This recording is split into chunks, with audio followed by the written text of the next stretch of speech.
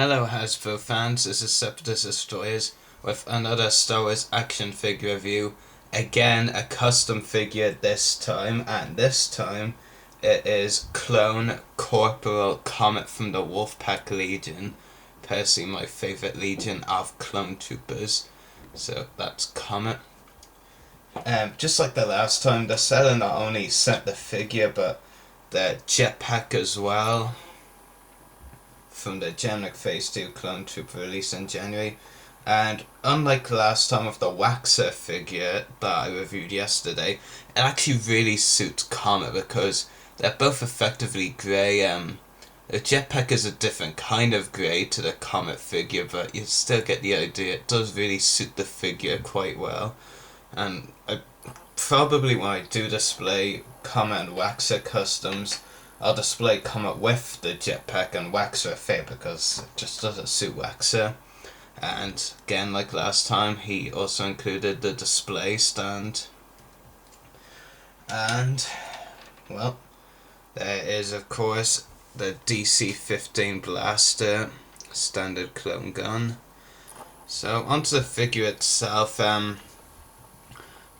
have to say, this is narrowly my personal favourite of the two figures customs that I got. Probably one of the things that helped is the fact that he's from the Wolfpack. I do have to agree with my fellow YouTube Empire Fails that the painting is a bit sloppy on this figure, I do have to admit, and I will be pointing out in a moment. But because I mean look at some of the paint job on Comet. I mean, like, after all, Waxer just looks flawless. Comet just looks a bit flawed, to be honest, like it's missing some. But, yeah, it's still very nice. I mean, if you watched Season 4 of the Clone Wars, when the clones were changed to Phase 2 Armour, my stupid elbow, just keeps sliding off the table. Clone Troopers Boost and Sinker, also from the Wolfpack, didn't, like, get overhaul at all, really. In terms of character model, they were very similar to just generic Wolfpack clones. Comet actually got a complete makeover. His whole helmet design is new. Booster Seekers, for the most part, just used the generic helmet as well. But Comet's helmet design was completely changed, and give you a better look at that now, like I did with the Waxer helmet in the last review. So there is the Comet helmet, really nicely detailed. My only complaint would be this part here, the kind of ring thing going around his, like that thing there. It's a bit misdone, not entirely accurate to how Comet's bit there looked in Escape from Gaddafi, but other than that, I think he did a flawless job on the helmet, very nicely detailed. Great job on the helmet, I have to say. And unlike Waxer, he also has some detail at the back of the helmet, and also more on the side. So yeah, that is the custom Comet helmet. Very nicely detailed on the this shoulder, Comet's left shoulder. He has the Wolfpack logo. The arms are very nicely detailed as well. Comet does use the generic Wolfpack body, it's just really a new helmet. But of course, as Hasbro hadn't released any grey Wolfpack clones, not counting Commander Wolf, then it's just, you know, the generic Wolfpack body, but it's not really that generic if Hasbro hadn't actually released a grey Wolfpack clone, because they released red versions of Sync and Boost from Rising Malevolence, but they're not grey versions like this one.